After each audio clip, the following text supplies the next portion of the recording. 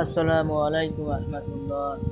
আজকে আমরা জানবো এমন এক ব্যক্তি, যে ব্যক্তি যদি ইসলাম গ্রহণ করত তাহলে ইসলামের কোরআন এবং আল্লাহ রসুল মিথ্যা অপমান হতো।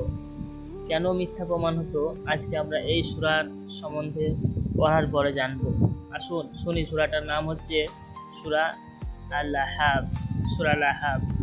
তাব্বাত ইয়াদা আবি লাহাবিন ওয়া তাব মা আগনা আনহু মালুহু ওয়া মা কাসাব সায়াসলা নারান যাতা লাহাব ওয়া মিরাআতুহু হাম্মালাতাল হাতাব ফি জিদিহা হাবলুম মিন মাসাদ।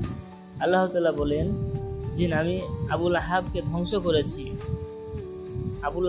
ধ্বংস করেছি এবং তাকে নিক্ষেপ করা হবে লেলিহান আগুনে, এবং তার লাকড়ি বহনকারী হবে তার স্ত্রী, যে স্ত্রী তাকে ইসলামের দিক থেকে দূরে সরিয়ে রেখেছে, সবসময় কুমন্ত্রণা দিয়েছে কানের গোড়ায়।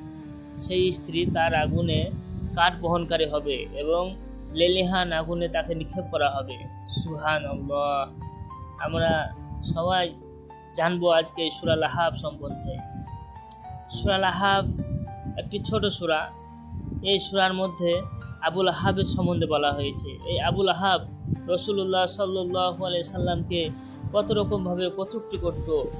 বলতো, যখন রাসূলুল্লাহ সাল্লাল্লাহু আলাইহি সাল্লামের প্রথম ছেলে আব্দুল্লাহ মারা গেল, তখন এই আবু লাহাব তখন ঠাট্টা বিরূপ করতে লাগলো যে মুহাম্মদের বংশ নির্বংশ। তখন আল্লাহ সূরা কাউসার নাজিল করলেন। সূরা কাউসারের সম্বন্ধে আমার ভিডিও আছে, আপনারা চাইলে আমার এই চ্যানেলে গিয়ে সেই ভিডিওটা দেখতে পারেন। তারপরে আল্লাহ সূরা লাহাবের মধ্যে বলে দিলেন প্রথমে, তাব্বাত ইয়াদা আবি লাহাবি ওয়া তাব্বা, ধ্বংস হোক আবু লাহাব এবং আবু লাহাবের দুই হাত। দ্বিতীয় আয়াতে আল্লাহ বললেন তার ধন সম্পদ তার কাজে আসবে না। তৃতীয় আয়াতে বললেন তাকে নিক্ষেপ করা হবে লেলিহান আগুনে।